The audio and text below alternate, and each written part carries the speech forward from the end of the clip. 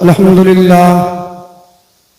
لله الملك الغفار مقلب الليل والنهار والصلاة والسلام على نبي المختار وعلى آله وأصحابه الأطهار أما بعد فأعوذ بالله من الشيطان الرجيم بسم الله الرحمن الرحيم قال الله تبارك وتعالى في القرآن المجيد والفرقان الحميد إنه كان صديقا نبيا آمنت بالله صدق الله مولانا العظيم وبلغنا رسوله النبي الأمين المعين المبين الكريم الرؤوف الرحيم ونحن على ذلك لمن الشاهدين والشاكرين والذاكرين والحمد لله رب العالمين.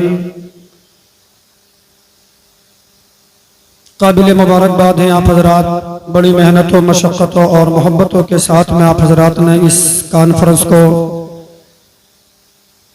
منعقد کیا. اللہ رب العزت آپ کی حاضری کو اپنی بارگاہ میں قبول فرمائے.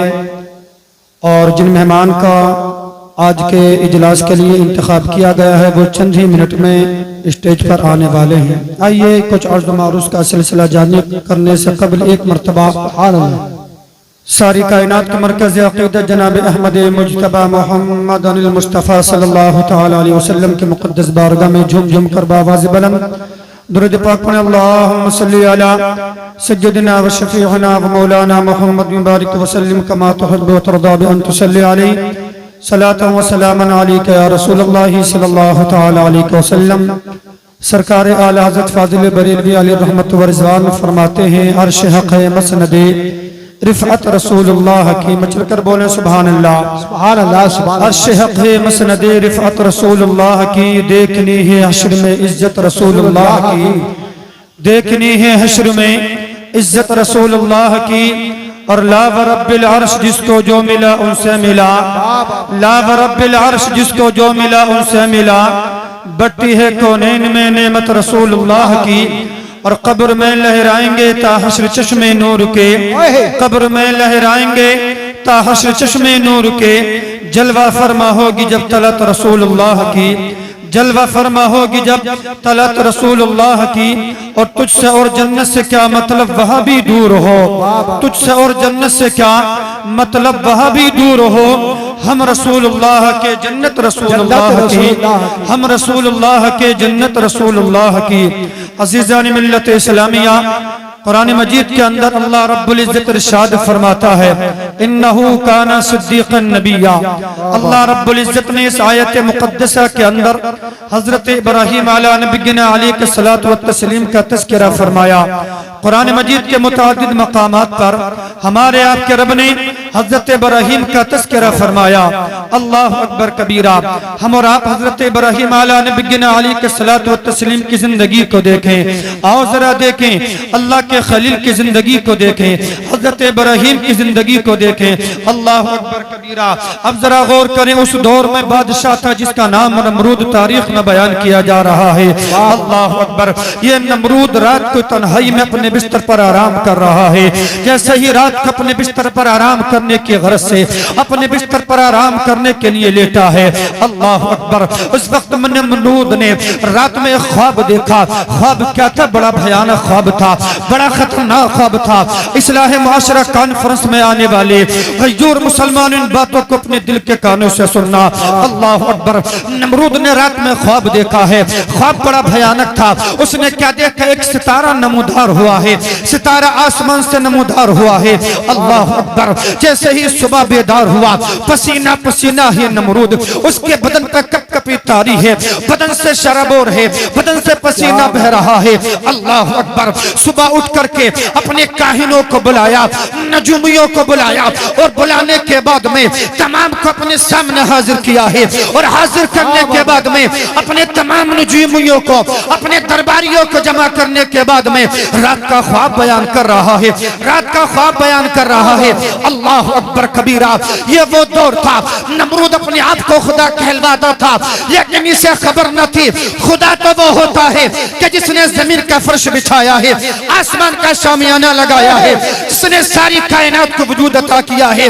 تبھی تو میرے امام فرماتے ہیں وہی رب ہے جس نے تجھ کو ہماتن کرم بنایا، وہی رب ہے جس نے تجھ کو ہماتن کرم بنایا، ہم بھیک مانگنے کو تیرا آستہ ہے۔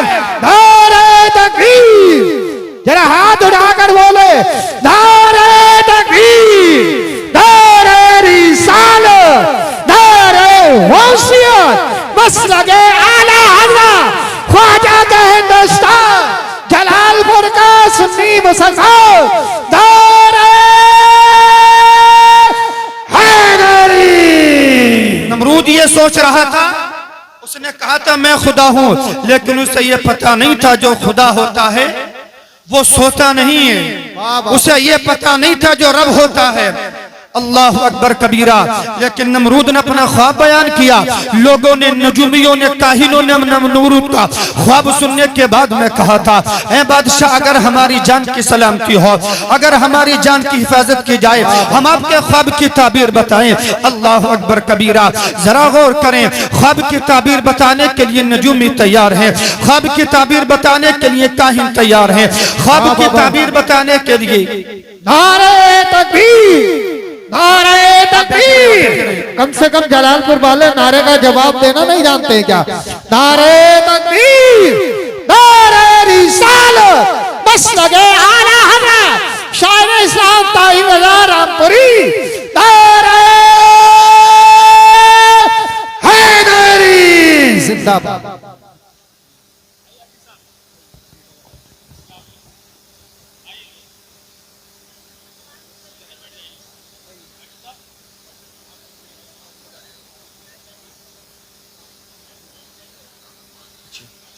باہر جو ہمارے بھائی کھڑے ہیں سامنے، ان سے گزارش ہے کہ آپ آ کر کے پنڈال میں بیٹھے، جو ماں اور بہنیں ادھر ادھر کھڑی ہیں ان کے بیٹھنے کا الگ انتظام ہے، وہ بھی اپنی جگہ آ کر کے بیٹھیں۔ اب دیکھیے اسٹیج پر ملک ہندوستان کی وہ خوبصورت آواز جس کو آج پوری دنیا شاعر ہندوستان جناب الحاج طاہر رضا رامپوری کے نام سے یاد کیا کرتی ہے، آج وہ ذات ہمارے آپ کے درمیان میں تشریف فرما ہے۔ اللہ رب العزت حضرت کی عمر میں برکتیں عطا فرمائے، اور مچل کر بولیں سبحان اللہ۔ سبحان اللہ۔ بس مختصر سی بات سماعت کروں، اس کے بعد میں حضرت کے حوالے میں مچل کر بولیں یا رسول اللہ۔ یا رسول اللہ۔ نمرود سے کہا تھا کاہنوں نے اگر ہماری جان کی معافی ہو تو ہم خواب کی تعبیر بتائیں۔ نمرود نے کہا تھا خواب کی تعبیر بتاؤ۔ اللہ اکبر کبیرہ۔ کاہنوں نے کہا تھا اے بادشاہ جو ستارہ نمودار ہوا ہے اس ستارے کی چال بتا رہی ہے کہ اب تیری بادشاہت زیادہ دن نہیں رکھ پائے گی، اب تیری بادشاہت کا بڑی جلدی خاتمہ ہو جائے گا، تیری بادشاہت ختم ہونے والی ہے۔ اللہ اکبر کبیرہ۔ اس وقت میں نمرود نے کہا تھا اگر میری بادشاہت ختم ہونے والی ہے تو اپنے تمام درباریوں کو بلا کر کے کہا تھا جاؤ ہر انسان کو اس کی بیوی سے جدا کر دو، کوئی مرد اپنی بیوی سے نہ ملاقات کر پائے، کوئی بیوی اپنے شوہر سے نہ ملاقات پر پائے۔ اللہ اکبر۔ اس وقت میں یاد رکھے مسلمانوں، اور یہ بھی فیصلہ کیا تھا نمرود نے کہ جتنے لڑکے پیدا ہو سب کو ختم کر دیا جائے، سب کو قتل کر دیا جائے۔ تاریخ بتاتی ہے کہ کئی ہزار بچوں کو اس وقت میں قتل کیا گیا تھا۔ اللہ اکبر۔ لیکن اسے پتہ نہ تھا، نمرود یہ سوچ رہا تھا میں ابراہیم کو آنے سے روک دوں گا۔ نمرود کی سوچ یہ تھی میں دنیا کے اندر ابراہیم کو آنے سے روک سکتا ہوں، لیکن خدا نے فیصلہ فرما دیا تھا، رب نے فیصلہ فرما دیا تھا کہ دنیا کے اندر چاہے کتنا بھی بڑا حاکم اپنے آپ کو کہلوانے والا بن جائے، لیکن جو ابراہیم کے آنے کا وقت ہوگا کوئی روک نہیں سکتا ہے۔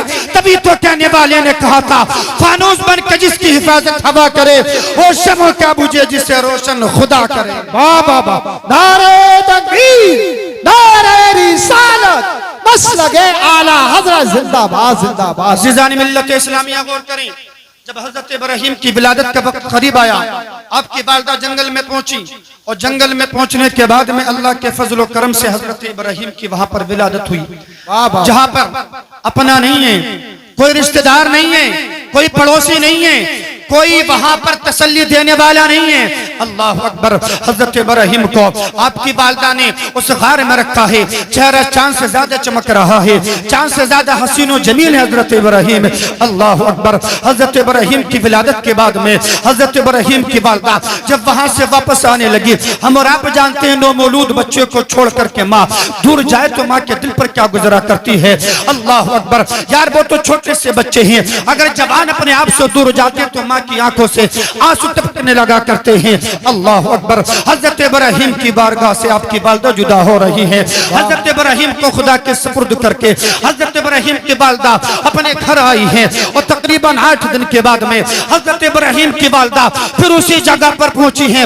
سوچ رہی تھی نہ جانے میرے بچے کی کیا حالت ہوگی, نہ جانے میرے بچے کی کیا کیفیت ہوگی, نہ جانے جنگل کے شیروں نے جنگل کے جانوروں نے میرے بچے کے ساتھ میں کیا کیا ہوگا. اللہ اکبر. لیکن جب حضرت ابراہیم کی والدہ پہنچی ہیں جہاں پر ابراہیم کو لٹایا تھا, جہاں حضرت خلیل تشریف فرما ہے, جہاں خدا کا دوست آرام فرما ہے, اللہ نے ارشاد فرمایا واتخذ اللہ ابراہیم خلیلا.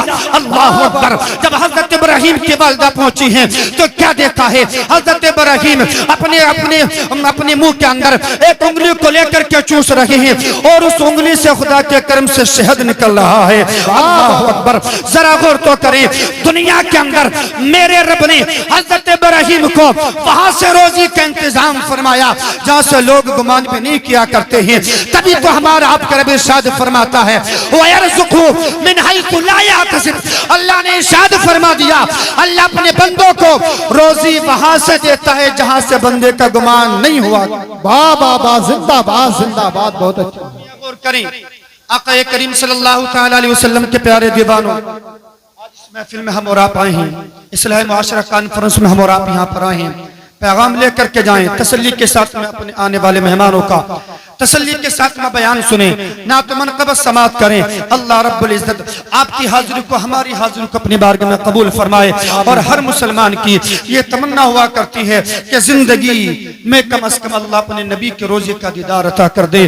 میرے امام ارشاد فرماتے ہیں یا رسول اللہ, ارشاد فرماتے ہیں چمک تجھ سے پاتے ہیں سب پانے والے, میرا دل بھی چمکا دے چمکانے والے, برستا نہیں دیکھ کر ابر رحمت بدوں پر بھی برسا دے برسانے والے. اللہ رب العزت ان جملوں کو اپنی بارگاہ میں قبول فرمائے, ہماری آپ کے حاضر کو اپنی بارگاہ میں قبول فرمائے. استغفر اللہ رب من کل ذنب و اتوب الیہ. السلام علیکم ورحمۃ اللہ.